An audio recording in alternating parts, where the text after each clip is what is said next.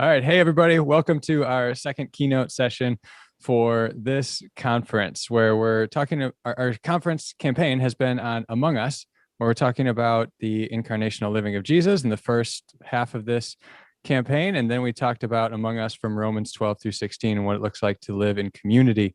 And for this conference cycle, what we're doing is kind of zooming in on on Tuesday, we talked about marriage or parenting, and tonight we're talking about marriage. So we're kind of zooming in on the closest relationships within our church and how we can best live out the way of Christ in our marriage tonight and in the home.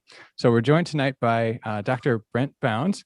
So Dr. Bounds, thanks for joining us. Why don't you start by just telling us a little bit about yourself and your practice? Yeah, thanks for having me. It's great to be here.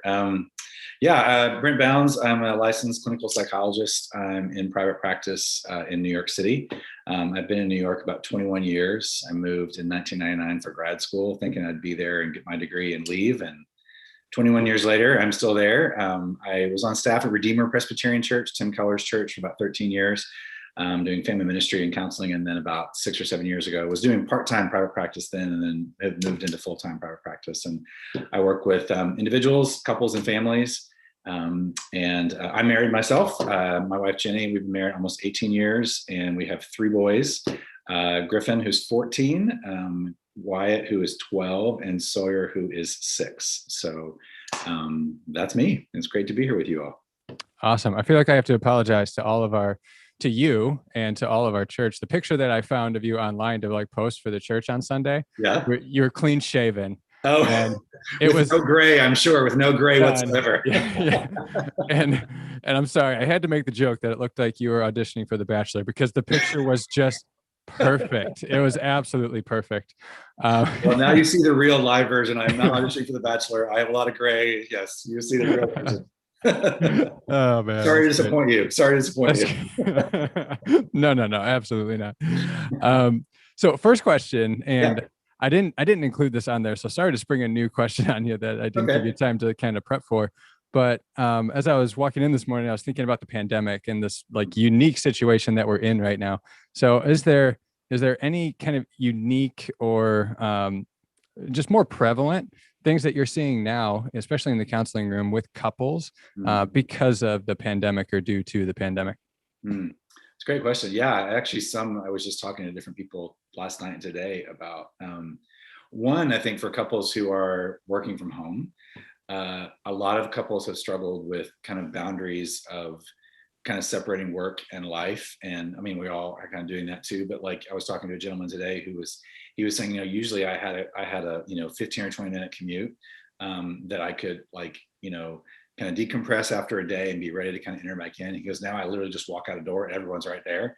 And he said, I don't have any chance to kind of okay, how do I re-enter back in? Or for moms too, or for women who are working too, is kind of separating, how are we doing? It's all mixed in together. And he said, I used to could separate my parenting life and my work life in some ways because they felt very separate. And he said, now I'm working and I hear one of my kids screaming and I'm I can't separate the parent, do I need to go help right now? Do I need to go do this and do that? So I think balancing some of that is difficult. I was talking to a newlywed couple last night, and we were talking about kind of oneness, and we were talking about building closeness and intentional time together.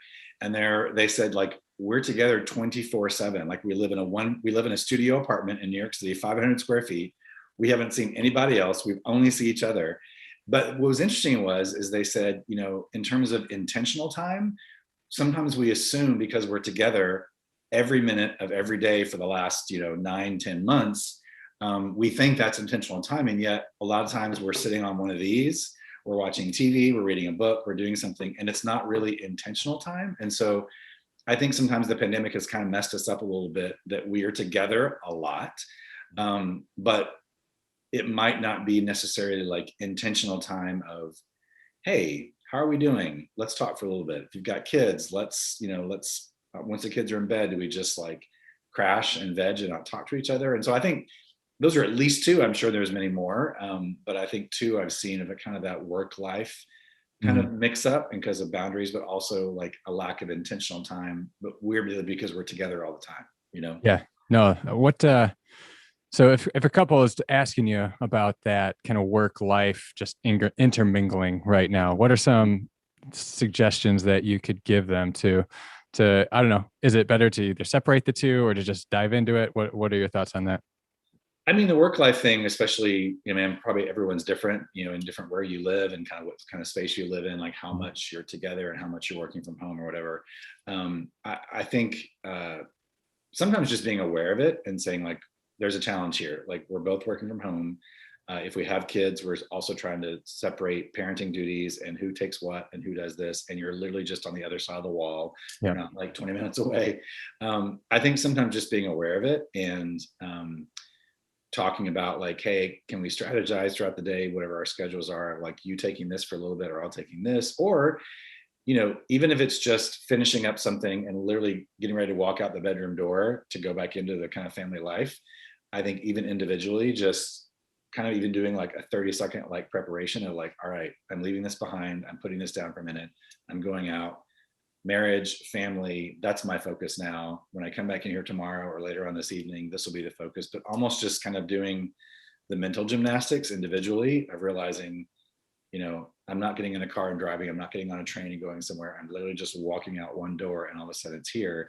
Sometimes just preparing yourself for that and walking that through that is helpful. There's no perfect way to do it, but For sure. just to get mindful of it. Yeah. Yeah. No, that's fantastic. Thanks.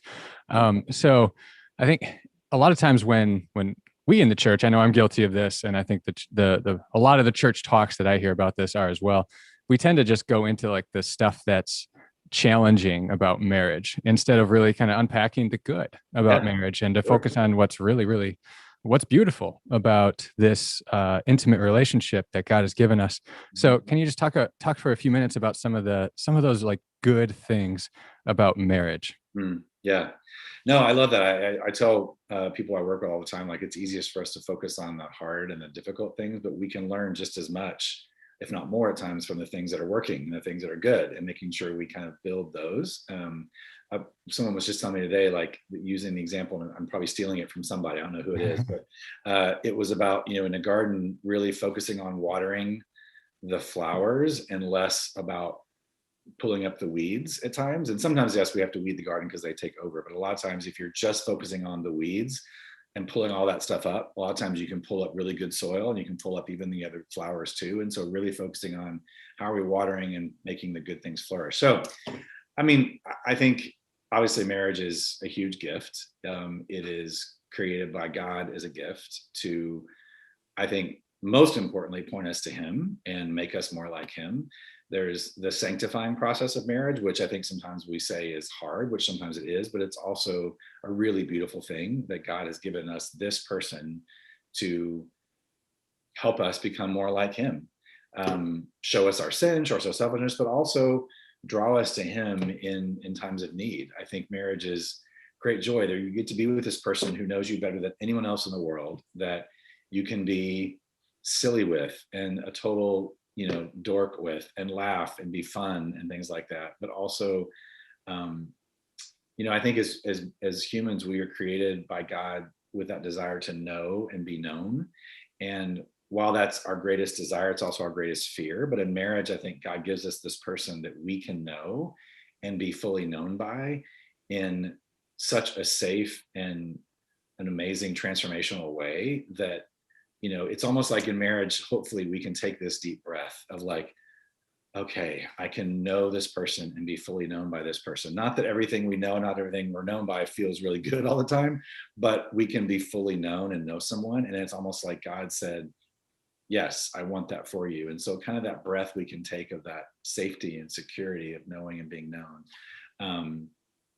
Yeah, I mean, that's a few things I think of finding what the great things that marriage gives us, yeah. Yeah, no, I think that's really great. And so if you're, I don't know, do you like to kind of boil marriage down to a simple definition, or no? How do you usually talk about that when you're talking about what is this thing we call marriage? Yeah. Two things I would probably say. One is you are about something bigger than yourselves.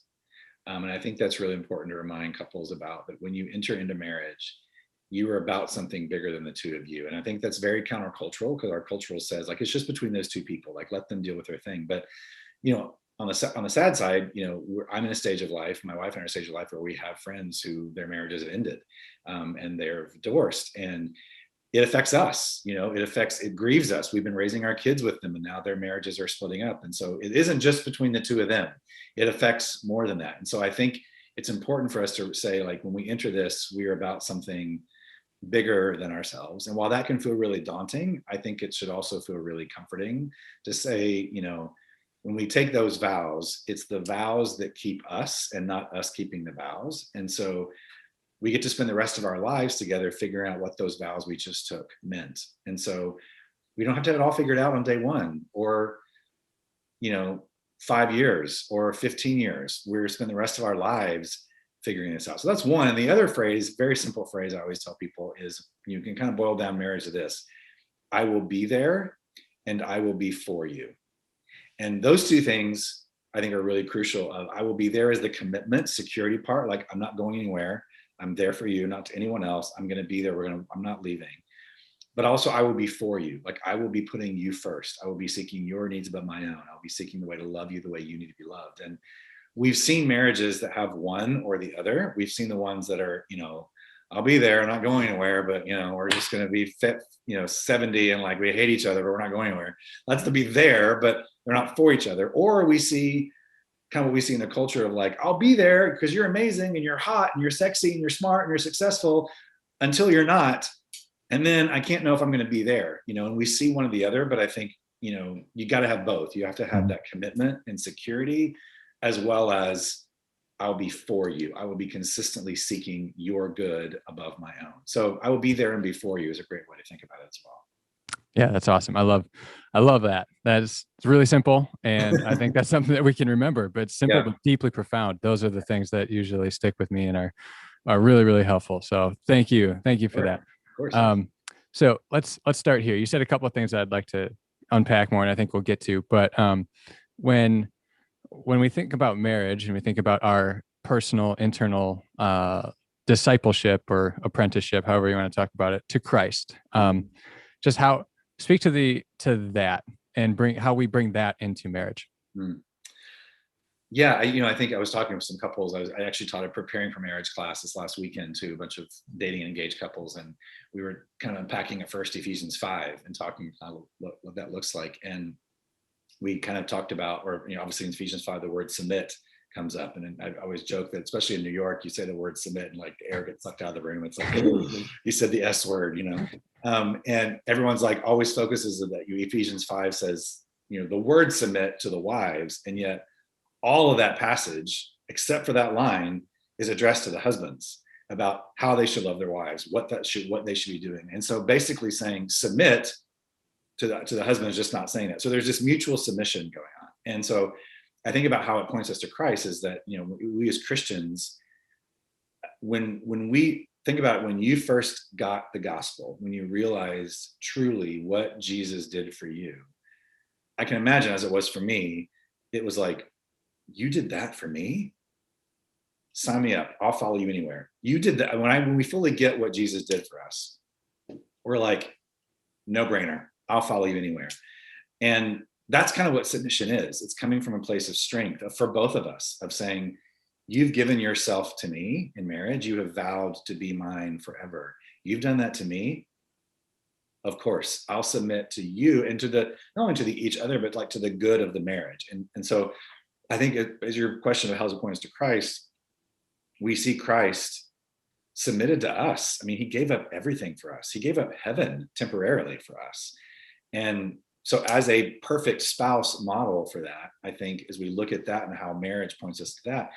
And also, listen, we can't do this on our own. We can't be the spouses we need to be on our own. It is just impossible. And so it's only through the mercy and power of Christ and what he's done for us that we can be the husband or the wife that we need to be for our partners. And so I think every single day pointing us to Christ. And in Ephesians 5, it also says like, this is a huge mystery and I don't pretend to understand it all. And I love that the author just didn't leave it there and be like, so good luck with that. It's a big mystery. So best of luck to you. He says, But what is clear to me is how Christ treats the church. And so he leaves us a model of marriage, of this mutual submission, of laying down our lives for each other, of submitting. So that's a long answer to your question, but I think how it points us to Christ is seeing what he did for us, and in a very, very small microcosm of what Christ has done for us, we get the chance to live that out in laying down our lives for each other every day in marriage. Mm-hmm. Yeah, and a lot of what Christ did for us is wrapped up in love and mercy. Yeah, And I think, at least in my experience, and I hear this from others as well, it's almost hardest to show love to the people who are closest to you, totally. to the people that you're around, Mhm. and so well that what is their strengths and their flaws, and you Mhm. see them on a regular basis. So, um, can you just speak to that a little bit, I guess, of how we can show love and mercy for ourselves and our own failures in marriage, but also for our spouse? Yeah, I think it's also, it's a daily reminder again of what we've been forgiven of, and who we are seen because of Christ. Mhm. And I think if we continue to remind ourselves of that, then when I see my wife's, personality quirk about something, or I see my kids do something, whatever it is, like, I'm not quite like, look what you did. It's more of like, I can remind myself, like, wait a minute, like, Brent, look what you've been forgiven of, and look who you are loved by. And you know, that should empower me to forgive them and to love them. But on a random Thursday evening, is that easy to do? No.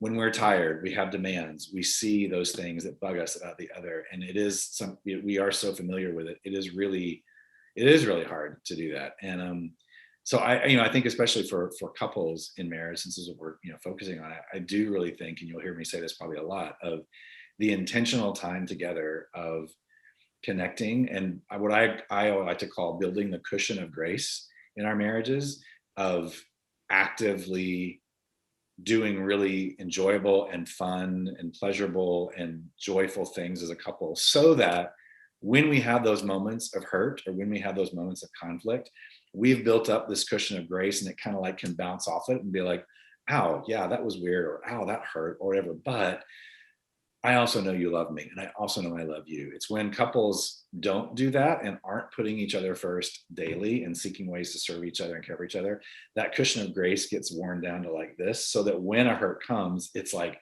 really painful, because there's nothing to give it any cushion whatsoever. And um, that's action. I mean, we hear that phrase, it's so cliche, love is a verb or action, but it's really true. I mean, we can't trust our feelings all the time. We can't just wake up on a Wednesday morning and trust I'm going to be just filled with passion and love and care for you. I just can't trust that. But I can continue to say, I have to serve my wife. I have to serve my husband. I have to put her first. I have to put him first. And finding tangible ways to do that. And if we do that, the emotions follow. I've met with couples that come into my office and are like, well, we just kind of fell out of love. I'm like, that doesn't happen. You don't just wake up and trip and fall out of love. Like, it just doesn't happen.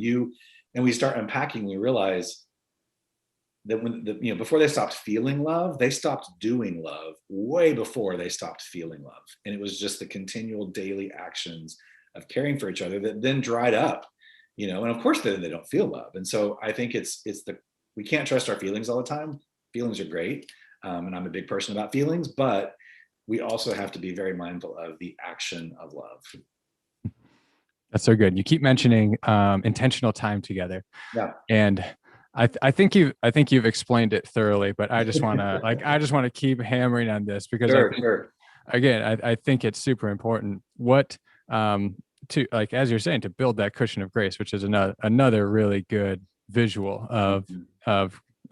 of that time together. So, just, yeah, as clearly as you can, what is intentional time together versus not intentional time together? Yeah. That's a great, great question. It's planned.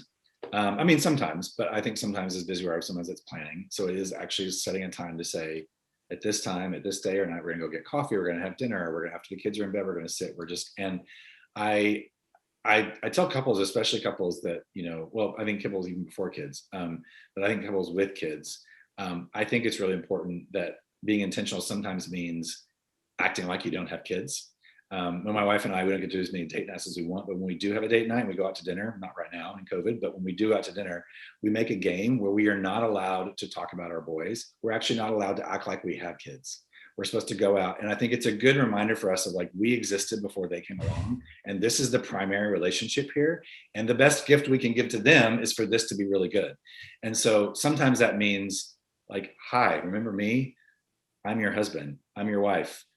We don't have kids for right now. We have to look at each other. And sometimes that's for a lot of couples, even for me, that's hard because you're like, what are we going to talk about? We spend all of our week talking about, oh, get this and do this. And oh, they said this. And can you take care of this? And we forget like, hi, remember, it's just the two of us here. And so I think sometimes really that's one part of intentionality of really trying to eliminate distractions as much as possible, whether like life distractions that are just there in the mix or, turning off the television, shutting your laptop, putting your phones in another room, creating intentional time. And that, it's creating intentional time for communicating. I think in seasons of our marriage, we have to create intentional time for physical intimacy, where we just say, we're busy, we have lots of people, we're tired, but this is an important part of our relationship. And so I know we did it as a couple for a season of our life. We scheduled physical intimacy, we scheduled sex.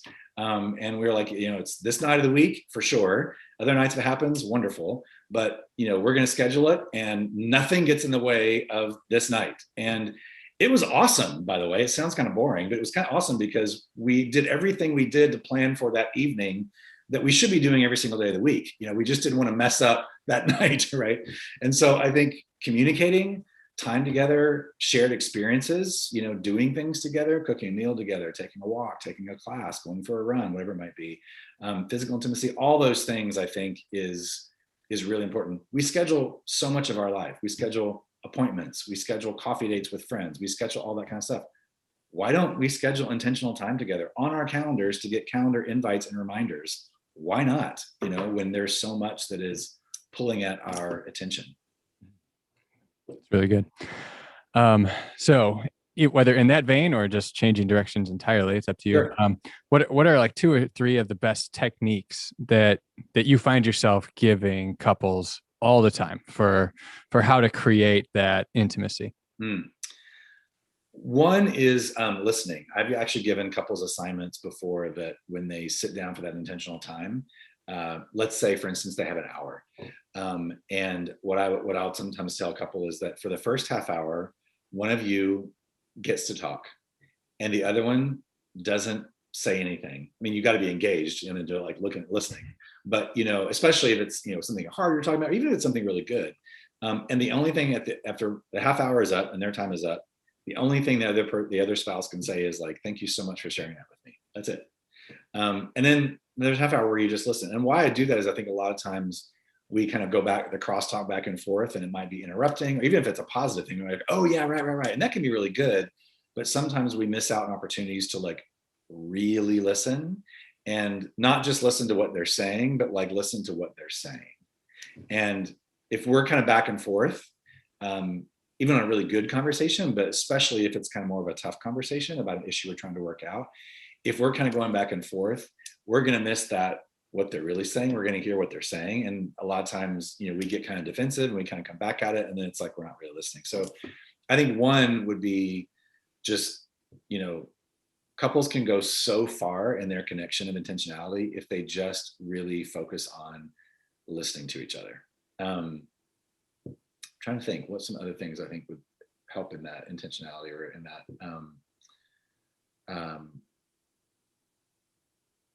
I'm blanking at the moment. Sorry, but I think that's all good. It's all good. We can come back to it. If you think of one while you're talking about something else, just go there for. Yeah. So does that, is that recommendation or that technique of listening and allowing the other person to speak for 30 minutes or whatever, and only not interrupting, does that only apply in like when times are good, or is that a technique you'll use for like conflict management and when we're having like an important argument?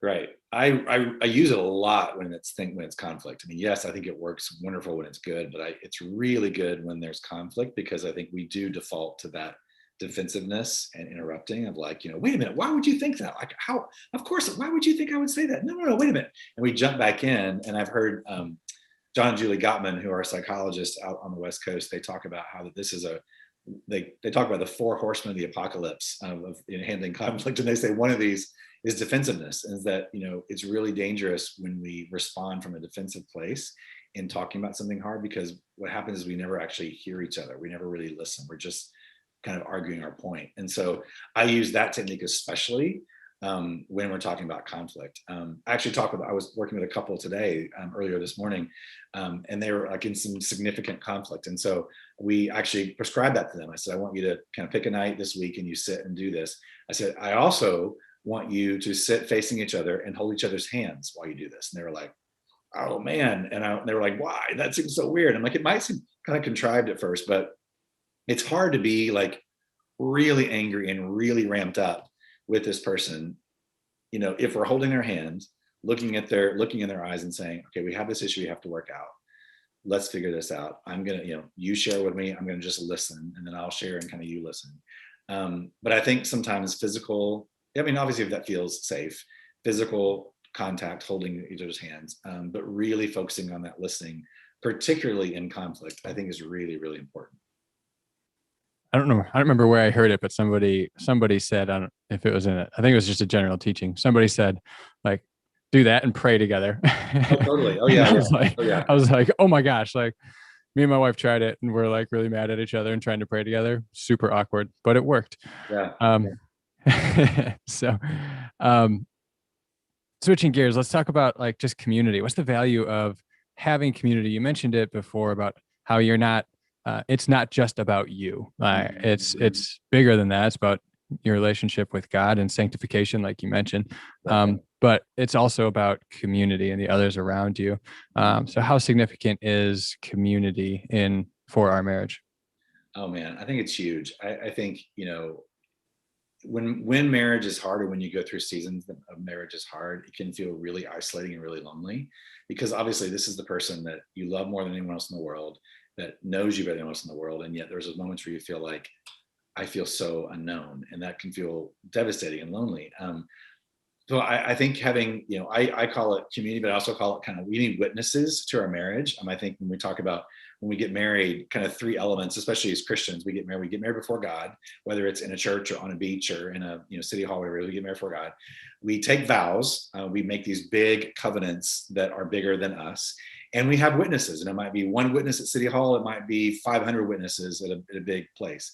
And I think those 3 elements are really important. Obviously, God and vows, but I think witnesses is really important, because we need people in our lives all throughout the course of marriage to say things like, whether they're at your wedding or not, like, I was there, I heard what you said, I heard what you, get back in there, figure it out. We also need people in our lives to validate the good and the hard of marriage. We have some really good friends of ours that we met for dinner before everything kind of shut down. And, they showed up to dinner, and we love them and they know us so well. And they were like, hey guys, just letting you know ahead of time, like, we've been in a huge fight all afternoon. We're fine. We're going to be okay. And they sat down and we're like, oh my goodness, they fight too. Oh, wow. That's so great. It was just so validating. And it was at that moment, they were witnesses to us and we were witnesses. We went to a marriage conference several years ago, or many years ago. And we were sitting in a ballroom in a hotel of 500 other couples at this big, it was a Weekend to Remember Family Life conference, and they're fantastic. And they were talking about conflict. And at one point they had you look at your spouse and say, you are not my enemy.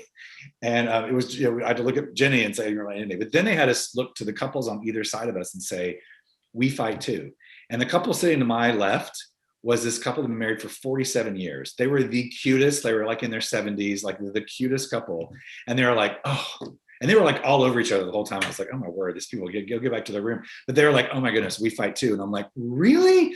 Oh, this was like so great. So I think in that sense, we need community and witnesses that can, that understand the hard part of marriage, understand the joys of marriage, that walk alongside us, that can support our marriages. And I think even what you all are doing here is that. I mean, you're doing community, you're doing witnesses to each other, that you are for each other's marriages. You want each other's marriages to succeed, to be good, to be amazing. And I think we need that. on those, obviously in the good times, but obviously in the times that are hard, to know that there are others that are for our marriage, and help us not forget that it isn't just the two of us, that we are about something bigger than us. Even in a church community like this, you are about something bigger than just the two of you, but you are for each other's marriages. So it's huge, huge. Awesome.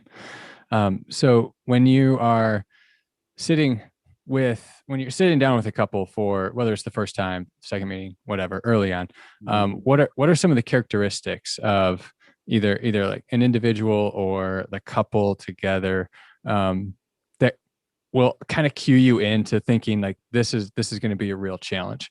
The reason I'm asking isn't to like point the finger or whatever. It's just to say like, what are some of those characteristics that we should really be on guard against, so that when we see them starting to creep up, that through counseling, through time in scripture, whatever, reflection, prayer, worship, all of that, all the practices, that we can kind of steer away from those things.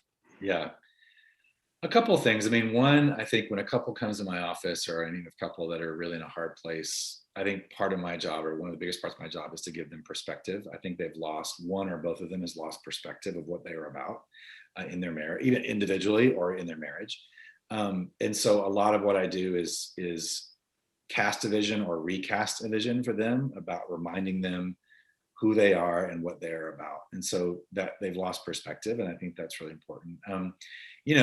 We hear this a lot in Christian circles, but I see a lot too of pride. But I think there's I've seen some kind of interesting nuances about pride. On the one hand, we think about it, the person who's like, I don't need anybody. I'm like, I'm all right. I'm cool. I'm the best. Obviously that creates a problem in marriage. That's no surprise. But kind of the photo negative of pride, but it's the same root thing, is not like, I'm so good, I don't need you. But there's the also other side of it, of like, I'm not worthy of you loving me. And, I'm this horrible, you see those people that are kind of like, says like, oh, you're amazing. Or, oh, no, stop. Or, you have a spouse who are like, oh, I think you're so beautiful. Or I think you're so handsome. Or so I'm like, oh, no, they just kind of like push it away. That's pride. Now, it doesn't look like pride, because it doesn't look like what we'd like, oh man, I'm the best. But it's the same root. It's just the kind of the photo negative of it. And both are really dangerous in marriage. It's kind of like, while we need to be able to really good about expressing our need for the other, and sending and giving love for the other, we also have to be really good at receiving love from the other. And sometimes, for whatever reason in people's history, that's really difficult to do, either whether it's a lack of self-worth, or guilt and shame about something, if there's some unconfessed sin in their life, or whatever it might be.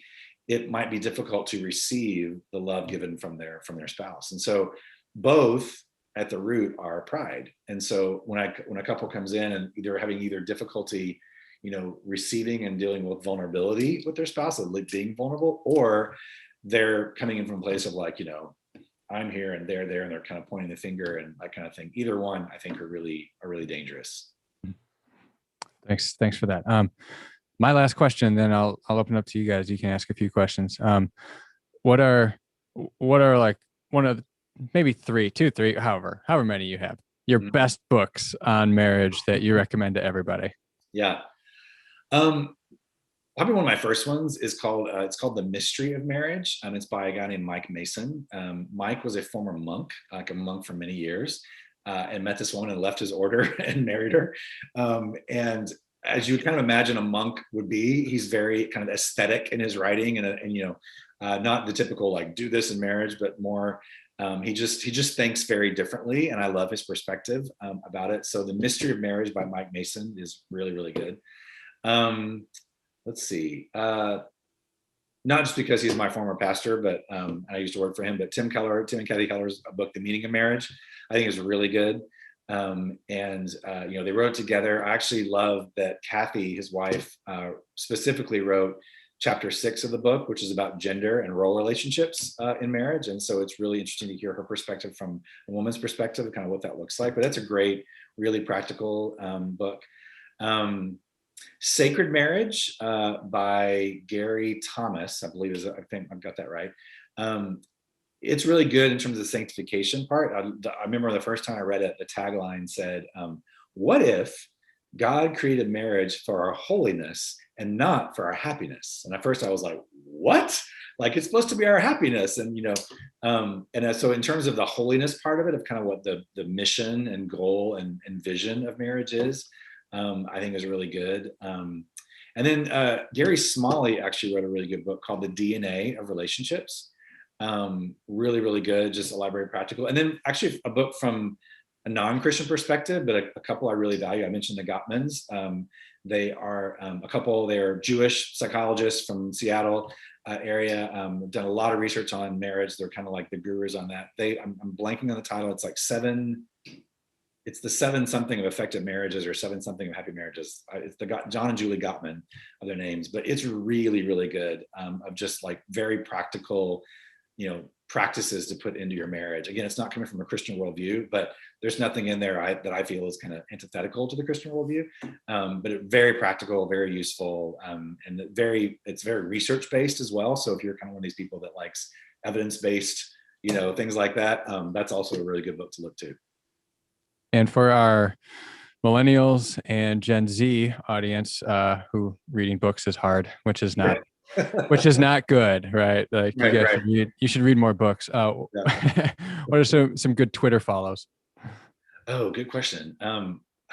This really dates me, but I don't use Twitter that much. I don't follow it a whole lot. That's fair. There is a really interesting podcast though. I will put out there. I hate to like fully endorse it because I haven't listened to it a whole lot, but One Extraordinary Marriage is a couple that talks about their marriage, particularly around physical intimacy and sex.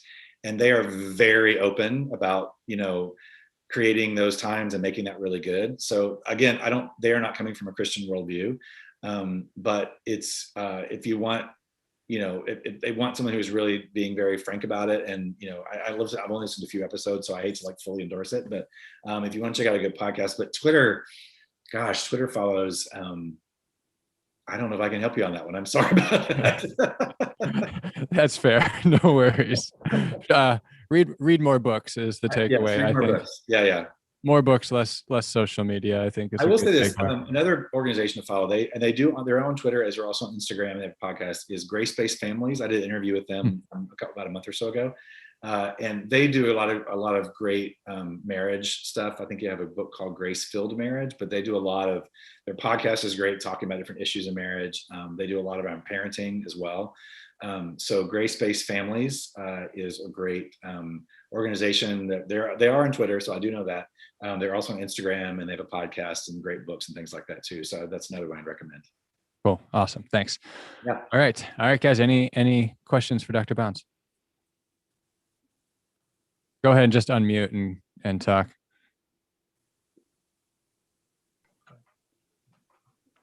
You got yours? No, you go first. So, Brent, I know you might see a lot of like couples when they're kind of when they feel like maybe they're towards the end of their relationship, like they're coming to you maybe as like a last resort or like a last straw kind of thing. Mm-hmm. How would you encourage a couple that's like feels like they're at that point? Like this is it, and if this doesn't work, we're done. Like, how do you approach them? I mean, do you have past cases? Do you have, I don't know, like how do you encourage a couple that really feels like this might be it? Yeah. And then I guess not just from your role, but also like from our role, like if you're in a community and you see a couple and you're like, man, you guys are, and then if they are willing to be open about that, like what can we say, I guess, that doesn't come off as trite or, disingenuous? Yeah, that's really good. I think I heard a friend of mine, a colleague, described sometimes when a couple shows up in their office, or maybe they show up, to you all in a small group or something like that, and say kind of, we're done. It's kind of like, the ship's at the bottom of the ocean, the sharks swimming around it, and they want to get it up on the surface and cruising really fast. And the first kind of what I first kind of do is like, okay, let's slow down. I get this is painful. I get this is hard. I get this has been hard for a long time. But we're not going to get this up to the surface and cruising really fast, because it took a while to get down to the bottom of the ocean and sink. It's going to take a little bit. But I think one thing I do, and I'll actually say this, and you use the word trite. I hope this isn't trite when I say this, but I think it can be for all you as a community, is that, they've kind of, one or both of them has kind of lost hope. And so sometimes I'll just say, I have hope for this, and I'm willing to hold it for you until you can take it back and hold it for yourself. And that's okay. I kind of give them an out to say, like, it's all right, you don't have hope. You've lost hope. That's okay. I'll hold it for you right now, because I believe this can be redeemed. I believe this can be helped, and it's going to take work. It's going to be hard. But I'm holding hope until you feel like you can. And I've had a few couples just kind of, individuals or couples kind of burst into tears at that point of saying, someone else can hold this with me, and I don't see this, but I trust you. I mean, they trust me as a professional, but I think if you've got friends in your community, they're going through that, I think they would probably trust you because of your investment in their lives, and to say, like, listen, we have hope for this, and I know you don't, but while you don't, would you trust us to hold it for you? And obviously I say that like in a boundaried way. I don't mean like you take on everything for them, because that's not probably healthy for you all, and from that layperson standpoint. But, I think just holding some hope and establishing there is hope out there. And then I think another part is, even if they've lost hope, are they willing to take at least some responsibility for where they've gotten to and why they're there? I think if couples can do that, if one or both can do that in a couple, there can be real traction. It's when couples get resistant of just like, yeah, but they over there, I'm like, yeah, I know he's a jerk. I totally know he's a jerk. He is. I believe you. He's a jerk.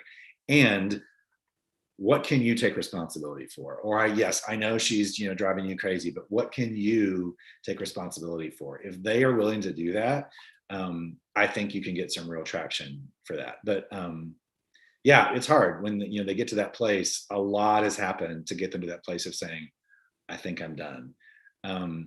But I think if you can establish there is hope and you can hold that for them, if they can take even a smidgen of responsibility for something, and also take a breath and, lean into this a little bit, I think that can be really helpful. So follow-up question to that. So before couples get to that point, Mm-hmm. Do you recommend they do like marriage checkups or like a regular kind of, I don't know, what do you recommend in terms of just like a regular rhythm Mm-hmm. for checking in on your marriage? Yeah, I'll tell couples sometimes to do something very simple, like once a week. And again, we talk about intentionality, like put it on your calendar where you sit down for a few minutes. It can be 15 minutes, it can be half an hour or whatever. And start with just two questions. What's gone well this week, which could look like, hey, you said this the other day, and that just, gosh, that meant the world to me. Or like, man, when you took care of this, that just like, I felt so loved or served by you. Just thank you for that. Or what's going well. Or hey, that was kind of tense today, but we really worked that out well. Like, yay, us, look at us. We're doing conflict better, saying, like what's gone well this week. And then, the other question is say, like, is there anything I could do differently? Anything I could do better? Anything we need to work out? Because a lot of times couples, if they get to that place where they're kind of filled with despair, like I've said several times, like it's taken a long time for them to get there. And there's probably been lots of unresolved things that have just been left and left and left and left. And all of a sudden it's like they look in the hole and it's just filled with all this stuff. And so I think regular, very simple 2-question conversations of, hey, what went well this week and anything we can do differently? Make sure you're talking about those things. And for any of you who are conflict avoiders, this is probably terrifying for you because you're like, oh, but what if we get in a fight? I want to kind of lean into that and say, like, it doesn't have to be a fight every time. But I think it assures that if there is something to work out, you're not avoiding it and you've got to like talk about it. But it also allows things it doesn't allow things to kind of build up, where there's just like months go by, there's been that hurt and that little slight over there and that miscommunication, that kind of thing. And so when you finally sit down, it's like, well, you said this, well, let me just dump the last 6 months of hurts you've given me. Like, that's never going to go well. So yeah, I think having a regular time, weekly if possible, of just even starting with those 2 basic questions, what's gone well and anything we can do better is really helpful. So that kind of answers the question I had already, but I guess I am curious off of that. Do you think there, outside of just like asking your spouse, hey, what can I be doing better? Or am I doing something to make life more difficult? Or do you think there are like self-identifying questions we could be asking ourselves like more consistently just throughout the week or day, just being like, am I having I guess let me think of how I want to say this. Like what do we do to bring ourselves to our own perspective of being like, am I actually being the worst right now? Because I think that can be really hard to identify of like when my own actions are being selfish. I don't like that could be the hardest thing for me to see. And obviously asking your spouse can be a huge way to identify that. But just for ourselves, is there a way to kind of identify those things? Yeah, that's a great question. I think two things come to mind just quickly. I mean, one, I think, our time with the Lord and asking him to continue to show us, areas where I need to be different. And I think if our intimacy with him is where it should be, and none of us is perfect in that, but if we're working on that, I think the Holy Spirit, very oftentimes for me at least, has been like, in my time with him, has said, you really need to kind of think about this in your relationship with Jenny, and bring that to mind. So I think, one of the ways we kind of have that mirror up to ourselves is also just, living in light of the gospel and having the Lord remind us that. I also, back to what you all talked about earlier, is like community, being in community with other people. And, I can't tell you how many times in good friends, other, in particular, like guy friends of mine who also are in marriages that are good marriages, like hearing them talk about challenges they have, or like, oh yeah, we were doing this today, and I realized that she really needed this for me. And I'm like, oh, I never really thought about that before. Like, oh yeah. And so I think God sometimes uses community, again, witnesses, as we said, of other people's marriages to kind of sharpen and quicken us to be like, oh gosh, I should really be doing that too. Or like, yeah, that was really not cool for me to just assume this of Jenny, or whatever it might be. So those are two things I think, I also think, reading books, following people on Twitter, which I don't do, no, I'm kidding. But, following different resources individually of just kind of hearing things, reading an article, reading a book, things like that you're hearing, of just like, that also brings to mind, yeah, that's something really good to kind of put in place, or like, I hadn't really thought about that. Or, reading articles at times about the other gender, and just understanding kind of how they think and process differently, and kind of all those kind of things are also really helpful. So, but I think the two biggest ones I think are really, intimacy with the Lord and trusting the Holy Spirit to sharpen us in that way, but also the community of people around us, and the community of faith to kind of bring to light things that we realize, like, gosh, I need to be different in this, or like, man, I need to be better about that. So does that make sense? Great. Great question. I have one more. What, I mean, I don't know if this would be like, what kind of encouragement or advice or kind of steps would you give for a couple that has recently, or it's been over time, experienced, whether it's been lust issues or pornography or something along those lines, on whether it was the husband or the wife? Mm-hmm. Like, I think for some, like, it can be quite a major shock. And then for others who have worked on it and tried to continue to grow in the marriage through it, what encouragement, what support or advice, or like, would you give for those couples that are experiencing that? Yeah. When I think it comes into like, lust or pornography or things like that, I always tell couples first, whether you're the spouse of someone who's struggling with that, or you're the person struggling with it, one of the first things I say is like, this isn't about sex. It's not. It's about something else. And I think, when we think about lust, where does lust come from? It comes from a lack of gratefulness. It's from wanting something we don't have.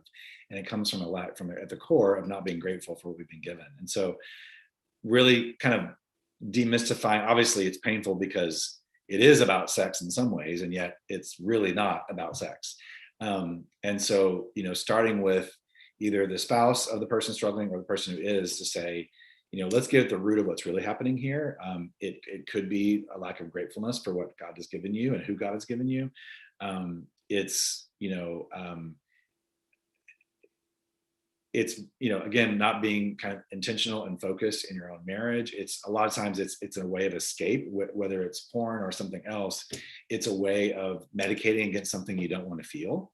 And helping people realize that and kind of demystifying it, like, because that can feel very paralyzing if, a wife comes in and discovers her husband's using porn for years, to feel like, has all this been a lie? Has all this been, I can't trust him? And it's just, and it kind of devastates us. And I think if you can start to help people see, like, this isn't just about sex, there's other things happening here. And we can actually deal with those things. And it feels like the sex almost feels harder than also talking about, let's talk about gratefulness, and let's talk about how the communication has been. Let's talk about how much time do you have together. Let's talk about the honesty. Let's talk about, how do you resolve conflict? All those things are playing into leading someone. I mean, let me be clear though, it's that person's choice ultimately to do what they did. I'm not excusing them from that. But when you're talking with a couple, there's always some kind of relational dynamic that made that a possibility. Now, I am in no way blaming at all, please hear me, a spouse for someone going to do that. It is their responsibility and their choice. But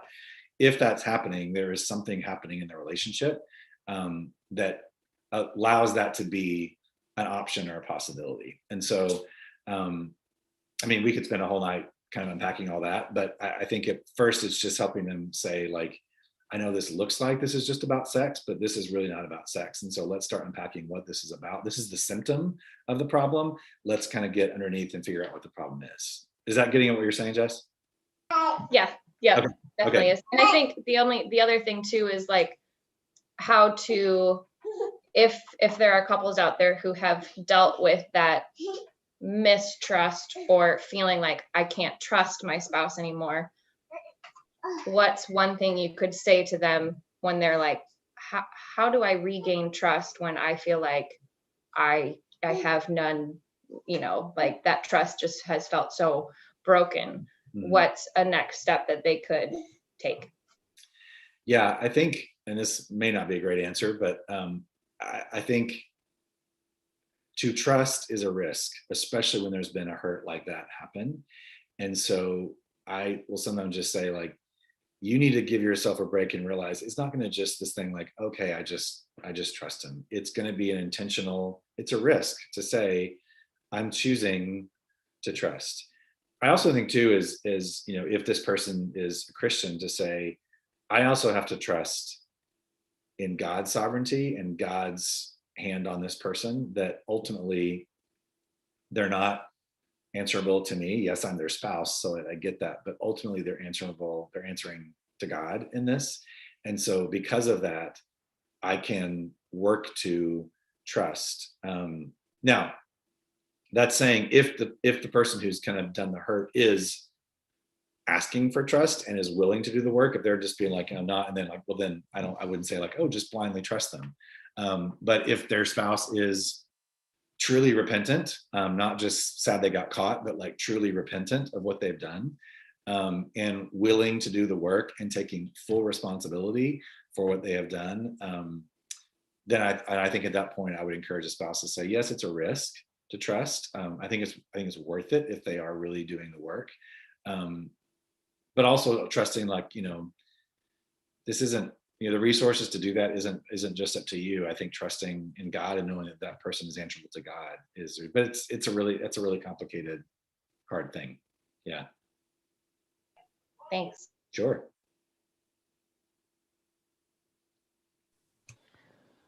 What is something, what advice do you give as far as, when things are good, so you're not necessarily walking through a really difficult time, just to fight complacency in a marriage? I know you touched on that a little bit with, scheduling time together, scheduling date night, but anything past that? Yeah, good question. I think I always tell couples, like, it's important that we stay curious about the other. The longer we're married, it's easy to be like, I know everything about you. Like, I know how you think, I know how you feel. I know that's going to happen. And then we lose that curiosity of asking each other questions, of learning about them, of being curious how they think. I think sometimes that can really lead to complacency. But given that, I think it's also, doing new things together, trying something new together, whether it's, taking a class, or, I mean, Jay and I we did an online cooking class over, that was kind of fun to do, or learning something new together, or, doing kind of shared experiences together is really important too. And I know that's, for a lot of us, that's kind of hard to do in the season we're in right now. But I think at the bottom line of that is just really staying curious about the other and fighting against that. Like, I know them so well, I kind of know, and you do. I mean, obviously you know them better than anyone else in the world does, but I think of really challenging yourself to stay curious about them and, asking questions. And there's lots of great resources out there of just, even you see this with, families, like little cards you put on the kitchen table and has questions, kind of just ask each other, like, oh, if you could have anyone for dinner. I mean, that's a very simple question, but there's a lot of really great questions and great resources. If you feel kind of one of these people who feel like stuck, like, I don't know how to ask really good questions, there's lots of great resources out there to kind of help you kind of stay curious and learn new things about each other. And so I would really, suggest, I'm trying to think of a brand, the names that do that, but you can find them of just, table talk questions or things like that you can do that can just help you kind of stay curious. So, yeah. These are great questions. Yeah, that's fantastic. Unless there's any burning questions that you guys really just want to ask now, we can wrap it here. Anybody have one? Okay, no, we're good. No, we're all set. No. Look at us ending right at 8 o'clock, man. Look at that. Very well. Well done. This doesn't happen in church world very often, but we'll take it. So Dr. Bounds, thank you so much again for your time. I think just from my perspective, just looking at my notes and how you've answered a lot of these questions, there's a lot here. And there's a lot of really good stuff for us to unpack if you've been watching this. So I'd encourage you, if it seems overwhelming, pick one, two, whatever seems like doable. Pick a couple of things to do and to commit to doing, and then continue to add to those as you begin to build these habits, because there's a lot here that's really, really good. So thank you again, Dr. Bounds, for joining us. Thanks for having me. My pleasure.